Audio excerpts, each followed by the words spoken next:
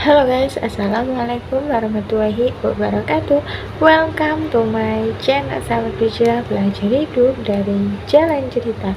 Seperti biasa, kita buat bantu dulu jalan-jalan ke Surabaya. Jangan lupa please Rabi Abu. Jumpa lagi dengan Ananda Wika. Terima kasih sudah mampir di channel aku. Kali ini kita akan bahas salah satu negara juga yang menjajah wilayah Indonesia. Yap, negara Inggris. Emangnya Inggris pernah menjajah wilayah Indonesia ini? So, daripada lama-lama dia nggak penasaran, watch. Inggris menjajah Indonesia dari tahun 1811 sampai 1816. Kedatangannya mungkin singkat sekali dibandingkan dengan negara-negara sebelumnya. Tapi jangan salah, meskipun hanya 5 tahun, hal ini membawa perubahan yang sangat signifikan di segala sektor bidangnya, baik itu pemerintahan, kemudian ekonomi, bahkan sosial budaya di wilayah Nusantara ini. Ini bermula ketika pasukan Inggris ini datang ke Pulau Jawa pada tanggal 4 Agustus 1811. Nah, saat itu pasukan ini di bawah pimpinan Sir Thomas Stamford Raffles, nanti kita sebut Raffles ya, dengan membawa 60 armada lautnya tiba di pelabuhan Batavia atau sekarang ini bernama Jakarta gitu. Yang saat itu pelabuhan tersebut memang dikuasai oleh Republik Batav atau Belanda. Namun setelah pertempuran sengit, akhirnya pada tanggal 26 Agustusnya Batavia pun jatuh ke tangan Inggris. Nah, Gubernur Jenderal Belanda yaitu Willem Jansen saat itu ini terpaksa harus mundur nih ke wilayah Semarang untuk mencari bala bantuan. Nah, akhirnya dia ini pun mencari bantuan ke pemimpin Mangkunegara di sana. Namun saat dia ini tiba di Desa Tuntang, pasukan Inggris yang mengetahui hal tersebut segeralah itu memaksa Gubernur Jenderal Willem Jansen ini untuk menandatangani sebuah perjanjian yang disebut apa? Ya, perjanjian kapitulasi Tuntang pada tanggal 18 September tahun 1811 yang berisi yang pertama, pemerintah Belanda menyerahkan wilayah Hindia Belanda ini kepada Inggris.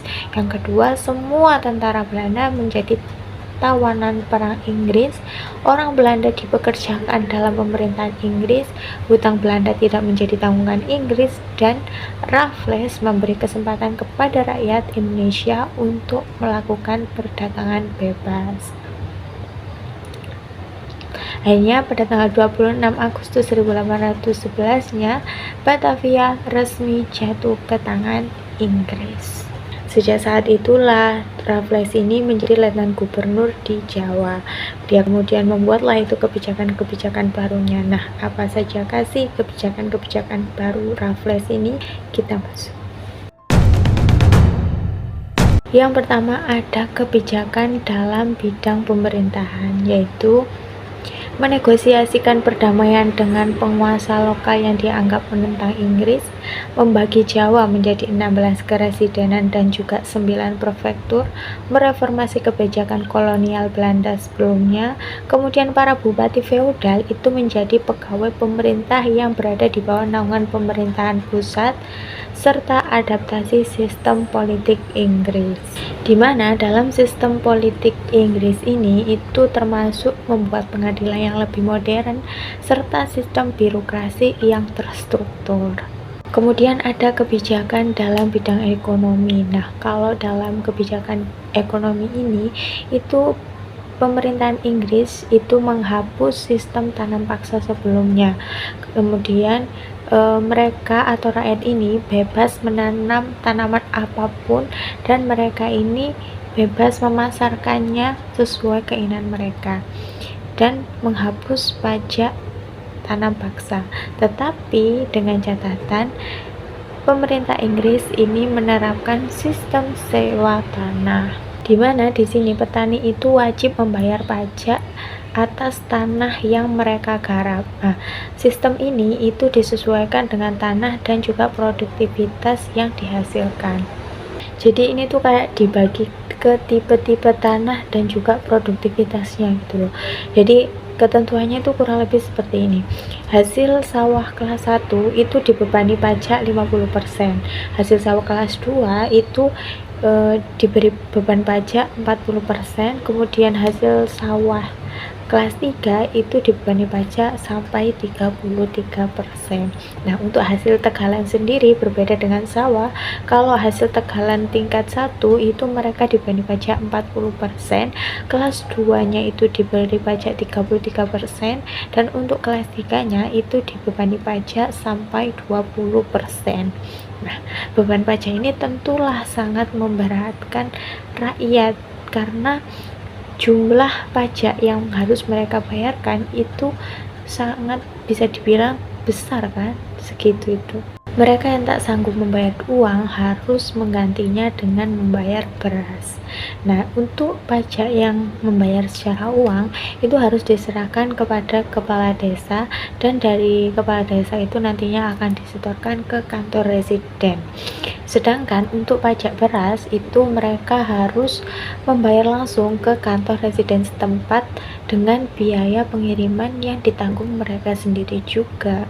Selain kebijakan-kebijakan ekonomi di atas, pemerintah Inggris juga menerapkan sistem uang, kemudian memberi kepastian hukum bagi tanah petani, serta meningkatkan daya beli masyarakat dari produk industri Inggris itu sendiri.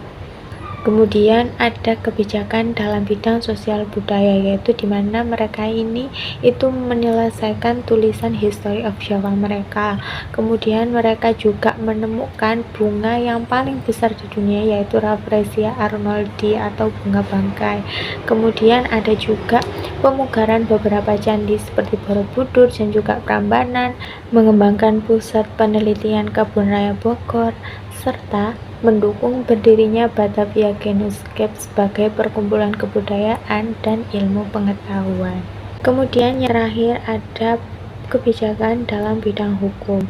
Nah, pada saat Raffles ini menjabat di Nusantara atau Indonesia ini, Raffles menghapus kebijakan yang mendiskriminasi atas kebijakan yang berdasarkan pada ras, tetapi fokus kepada kesalahan individu itu sendiri.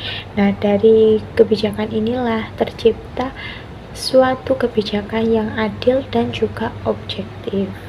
Lalu dampak apa saja sih yang diterima oleh bangsa Indonesia setelah masa penjajahan Inggris di wilayah Indonesia ini selama 5 tahun tersebut? Kita masuk. Kebijakan-kebijakan yang diterapkan oleh Raffles tentunya membawa dampak yang beragam bagi masyarakat Indonesia, baik itu dampak positif maupun dampak negatif. Untuk dampak positifnya sendiri itu diantaranya yang pertama, liberalisasi ekonomi, di mana kebijakan perdagangan bebas dan penghapusan pajak tinggi itu memberikan peluang ekonomi yang lebih baik bagi masyarakat lokal. Kemudian yang kedua ada pengembangan ilmu pengetahuan. Salah satunya yaitu dukungan Raffles terhadap penelitian dan konservasi budaya berkontribusi pada pelestarian warisan budaya Indonesia. Dan yang ketiga ada reformasi administratif nih, di mana sistem administrasi yang lebih modern memberikan fondasi bagi birokrasi di masa depan. Nah, di samping dampak-dampak positif itu tadi, juga terdapat dampak negatif dalam masa pemerintahan Raffles tersebut. Di antaranya, yang pertama tentu saja pajak tanah yang sangat tinggi. Meskipun menggantikan sistem tanam paksa sebelumnya, sistem sewa tanah Raffles tetap sangat memberatkan petani karena pajak yang terlalu tinggi itu tadi. Kemudian yang kedua ada kegagalan kebijakan ekonomi, di mana keterbatasan keuangan dan tenaga ahli serta ketidaksiapan masyarakat terhadap sistem ekonomi baru menyebabkan beberapa kebijakan Raffles tidak berjalan mulus, serta penyelewengan oleh pejabat lokal, di mana saat itu banyak juga pejabat lokal yang menyalahgunakan kekuasaan untuk kepentingan pribadi yang semakin memperburuk kondisi ekonomi masyarakat. Pada tahun 1815, Raffles ini ditarik dan digantikan oleh John Vandal yang merupakan pemerintahan Belanda. Hal ini karena berhubungan dengan perjanjian Anglo-Dutch pada tahun 1814 menjelang berakhirnya Perang Napoleon di Eropa. Berakhirnya masa pemerintahan Raffles juga berkaitan dengan Konvensi London pada tahun yang sama, yaitu 1814, yang berisi 1. Belanda menerima kembali seluruh daerah jajahan di Inggris. Kemudian Inggris memperoleh wilayah India dari Belanda. Jajahan Belanda seperti Thailand, Kap Koloni, dan Guyana tetap di bawah kekuasaan Inggris, dan Cochin di pantai Malabar itu diambil alih Inggris, sedangkan Bangka diserahkan kepada Belanda. Konvensi London pun resmi diberlakukan di Indonesia pada tahun 1816-nya. Oke teman-teman, itu tadi sedikit kisah mengenai masa penjajahan Inggris di Indonesia. Meskipun hanya 5 tahun, hal ini membawa jejak yang mendalam bagi bangsa Indonesia, baik itu dalam perubahan kebijakannya ataupun warisan budaya yang pernah ditinggalkan oleh masa kepemimpinan dari Thomas Stamford Raffles ini hingga saat ini. So, terima kasih buat yang sudah nonton dari awal hingga akhir. Seperti biasa, buat yang mau menambahkan atau mungkin ada yang belum aku cantumkan, boleh kalian tambahkan di kolom komentar di bawah. Terima kasih. Seperti biasa, jangan lupa like, komen, dan subscribe-nya. Wassalamualaikum warahmatullahi wabarakatuh. Bye.